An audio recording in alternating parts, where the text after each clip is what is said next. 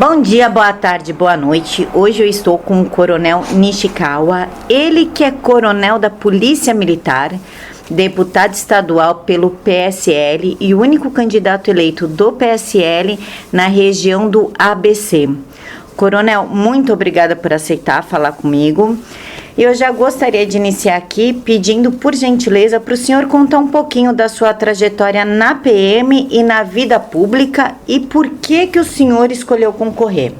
Bom, boa tarde, bom dia, boa noite, amigos. Na verdade, eu comecei minha carreira na Polícia Militar, ou antiga Força Pública, em 68. Entrei como soldado com a intenção de ir para a academia. Ou seja, entrei como soldado para poder depois fazer os exames, os vestibulares da academia e em seguida seguir na carreira de oficial da Polícia Militar. Tudo isso foi conseguido com muito estudo, muito sacrifício da nossa parte. Eu sou do interior da região lá de Marília, fiz a inscrição em Marília e depois disso nós fomos destacados para vir tirar a escola aqui no ABC, mais especificamente na cidade de São Bernardo, 10º Batalhão, 3ª Companhia. E depois disso nós seguimos na carreira, quando consegui ingressar na Academia do Barro Branco em 72. Em 75 voltei para a nossa região de novo como aspirante oficial. O senhor já participou da vida pública, já fez parte da política, como é que foi? Bom, minha vida ligada à política foi... trabalhamos na campanha de governador, 2 campanhas de governador, 4 campanhas de vereadores, né? Primeira citação que eu fiz foi 2 de governadores, né? Uma do Fleury, que ele ganhou, e até em virtude disso nós fomos trabalhar no Palácio. Depois do Barros Munhoz, que seria o sucessor do Fleury, entretanto ele foi derrotado pelo Mário Covas. E depois disso, nós trabalhamos 4 anos na Prefeitura de São Bernardo do Campo, depois de aposentado, e ainda na sequência eu vim trabalhar aqui na Prefeitura de São Paulo como chefe de gabinete de 2 regionais, hoje chamado Prefeitura Regional Aricanduva Formosa, e o último local foi a Regional da Sé. Coronel, entre a Polícia Militar, a sua faculdade de Direito, a subprefeitura, enfim, ocorreu um fato muito triste na vida do senhor, mas mesmo assim o senhor não desistiu, não se deixou vencer. E eu queria tocar nesse assunto porque hoje é o último dia do Setembro Amarelo, 30 de setembro, e para o senhor passar um pouquinho da sua experiência para as pessoas que estão passando pela mesma situação com o senhor, porque foi um fato bem dolorido, mas o senhor não desistiu de nada, nem da vida, nem da polícia e nem de nada. O senhor pode contar pra gente? Bom, em 1987, nós tivemos uma passagem desagradável na nossa vida pessoal. Eu perdi a minha primeira esposa, mãe dos meus filhos, quando eu estava no último ano da Faculdade de Direito. Eu estava no 5º ano, me preparando para o concurso do Ministério Público. Mas com essa missão e tarefa de cuidar de 3 filhos pequenos, meus filhos tinham 7, 8 e 10 anos, eu acabei deixando de lado a carreira no Ministério Público, no qual estava me preparando e muito. Eu estava estudando, fiz um ano de Damásio, que todo mundo sabe que é um curso preparatório para prestar vestibular, prestar exame de ingresso no Ministério Público, e todos que passam por essa situação têm que cair, subir e jamais deixar se vencer, ser um resiliente como nós fomos. Nesse aspecto sou um vencedor. As crianças também, porque... Dolorida essa história, né, Coronel? Muito dolorido. Eu faço questão, apesar de ser de religião espírita, eu sempre falo, né, quando chega às vezes a gente sentir na carne, sentir na pele, a perda de um ser doente amado é muito difícil. Então faço questão ainda, apesar de todas as minhas crenças no espiritismo, de depositar flores e fazer visita ao túmulo dela, da Clarice Fumika Watashi Nishikawa, que foi a minha primeira esposa, mãe dos meus filhos. Coronel, agora falando sobre seus projetos, o senhor tem excelentes projetos. Como deputado do PSL, o senhor é o que mais tem projetos aqui na casa. Um dos seus melhores projetos tem destinar 10% das multas para as Santas Casas de Misericórdia, destinar 50% das multas por bafômetro para comprar equipamento para os bombeiros. Mas há 3 projetos do senhor que se destacam, que são acho que os queridinhos, que é os PMs com mobilidade reduzida ou aposentado, colocá-los nas atividades administrativas da Polícia Militar para ter maior contingente nas ruas dos ativos e tornar obrigatório a abertura de contas bancárias voltadas somente para campanhas de doações voluntárias e, claro, um que é voltado para o público feminino, porque é importante, os bares, restaurantes e casas noturnas adotarem medidas de auxílio à mulher que se sinta em risco. O senhor pode falar um pouquinho de cada projeto? Bom, os 10% destinados às Santas Casas, eu sei que é um projeto que é autorizativo, não só é autorizativo, como é destinado para educação e sinalização de trânsito. Eu sei perfeitamente disso. Só que muita gente não sabe que quando nós socorremos pessoas acidentadas nas ruas, nas estradas, vai tudo por um hospital. E dentre os quais o que tem menos condições assim, de investimento são as Santas Casas.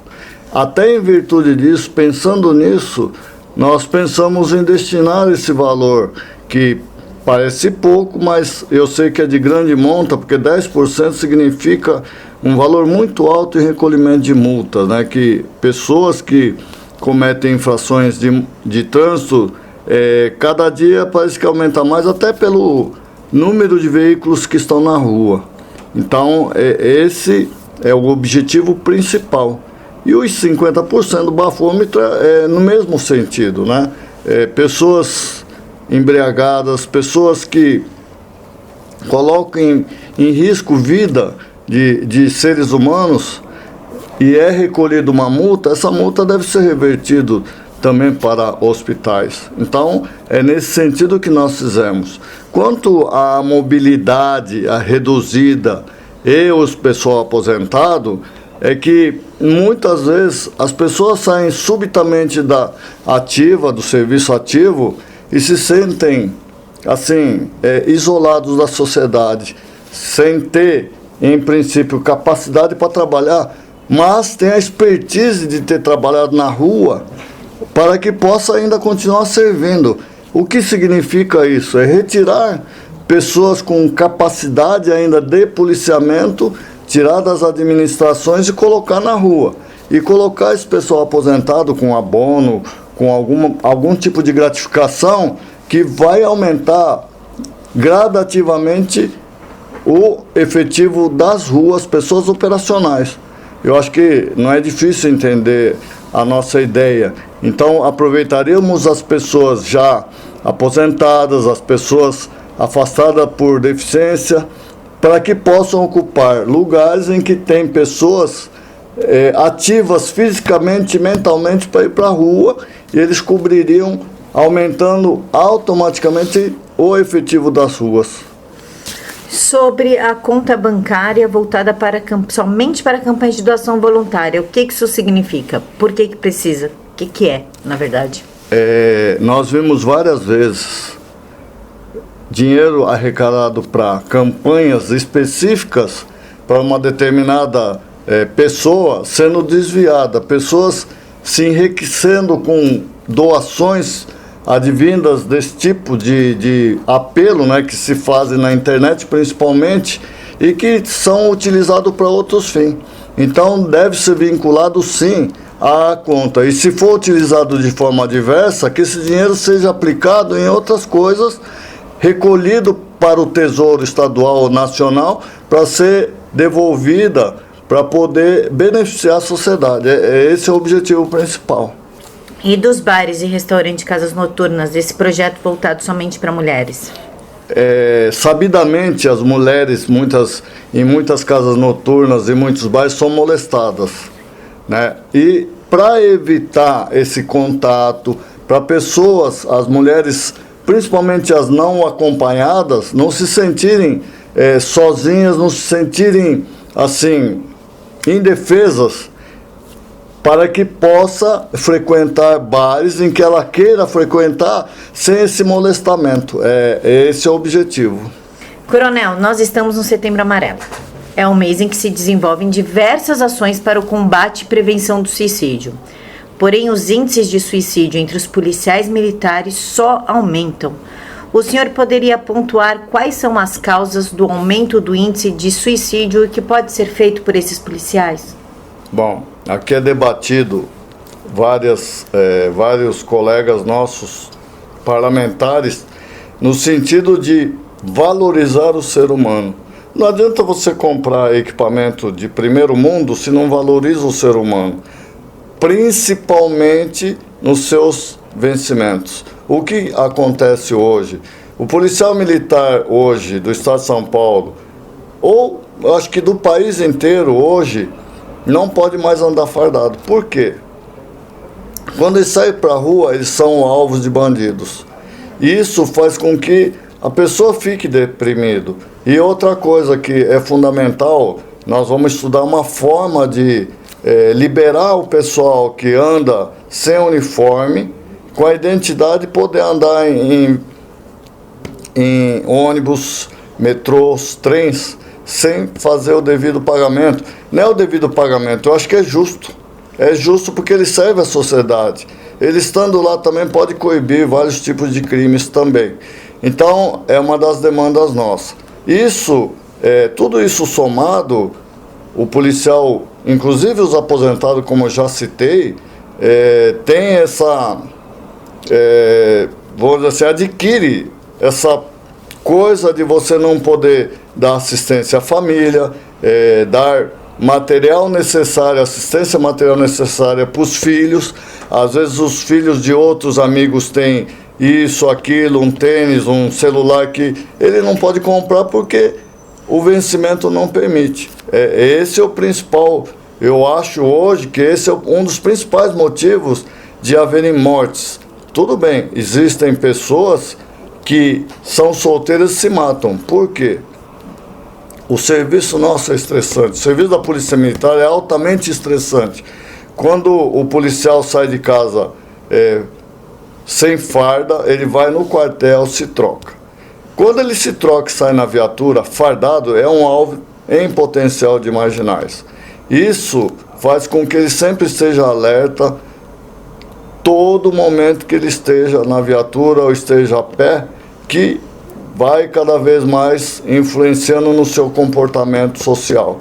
Ele se retrai bastante. Isso faz com que ele também retraia perante a sociedade e as suas ações. Isso vai levando um esgotamento mental. E muitas vezes advém o tal do suicídio, que nós devemos combater. Eu estou querendo ainda formar uma equipe ou de psicólogos, para poder ajudar esses policiais que se sentem assim marginalizados. Coronel, eu tenho observado nas ruas e tudo que as viaturas estão sucateadas, embora ele esteja trocando algumas, mas algumas, né, estão bem ruinzinhas, principalmente as da rota. E há também a questão dos coletes à prova de balas, que além de estarem vencidos, são ultrapassados. Elas não seguram tiro de fuzil, sei lá, o armamento que esses marginais têm. O senhor tem alguma sugestão para que o governo resolva isso de forma efetiva? Bom, uma das coisas que nós reivindicamos, parece que tem projetos de lei, é poder blindar pelo menos os vidros dianteiros e a cabine que o policial se encontra, ou seja, dentro do habitáculo em que ele dirige, o outro que fica ao lado. Sem contar as viaturas de rota ou de tático, força tática, que é vulnerável em todos os sentidos. Pelo menos se falar em peso, se falar em dificuldade, que se coloque uma blindagem no para-brisa e nas duas janelas laterais. É uma das coisas que nós devemos fazer. É claro, na renovação da frota que é necessária, o governo aos poucos parece que está substituindo as antigas viaturas que não têm mais condições de rodar, como foi dito. Tomar essas medidas, tornar habitável o habitáculo em que os policiais ficam colocando uma blindagem, pelo menos uma blindagem nos vidros. Coronel, para a gente finalizar, na sexta-feira o senhor foi numa manifestação que teve na Praça da Sé com diversos policiais. A manifestação é sobre a paridade. Como ficará essa questão entre os ativos e os inativos, já que o governo quer excluir os inativos dessa paridade? Isso pode acontecer? E se acontecer, quais serão os efeitos dentro da Polícia Militar? Bom, nós precisamos entender o seguinte, que todos um dia vão se aposentar. Então, a preocupação é de quem está trabalhando também. E outra, vão criar um monte de pendulicários para poder diferenciar quem está na ativa e quem está aposentado. Ou seja, vai produtividade, bônus daqui, bônus dali. Hoje já é feito isso. Existe uma diferença entre um coronel da ativa e um coronel da reserva. Um soldado da ativa e um soldado da reserva. E assim vai.